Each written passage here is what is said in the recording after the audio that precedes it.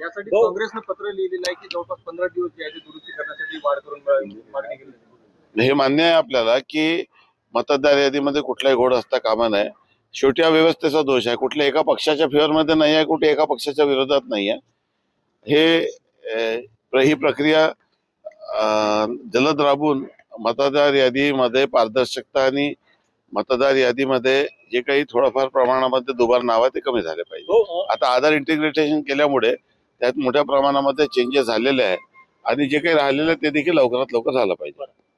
रामटेकमध्ये शिवसेना विरुद्ध भाजप लढत आहे. कालच उमरेडमध्ये शिंदे साहेबांची सभा झाली. आज मुख्यमंत्री जिथे जात आहे, तर हे एकमेकाच्या विरोधात लढत समजायची की मैत्रीपूर्ण लढत? काय असते की छोट्या निवडणुकीमध्ये प्रत्येक पक्षाच्या कार्यकर्त्यांना निवडणूक लढायची असते.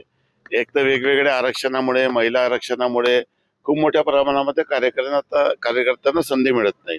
मग एकदा अशा पद्धतीची निवडणूक आली तर आज आपण लढलो नाही तर आपल्याला भविष्यात परत किती वर्षानंतर आपला नंबर लागेल, अशा पद्धतीची भावना अनेक कार्यकर्त्यांची आहे. ती योग्य देखील आहे.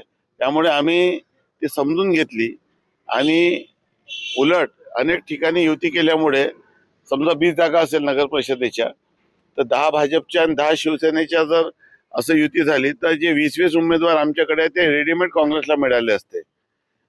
त्यामुळे काही प्रमाणामध्ये लोकांना नाराज घेऊ नये, कार्यकर्त्यांना न्याय देता येईल. त्यामुळे काही ठिकाणी म्युच्युअल अंडरस्टँडिंग नाही, काही ठिकाणी परिस्थितीच्या अपरिहार्य परिस्थितीमुळे अशा पद्धतीचे लढत होत आहे. परंतु टीका करताना मात्र आम्ही कुठली टीका एकमेकांवर करत नाही. ही लढाई अर्थातच मैत्रीपूर्ण आहे.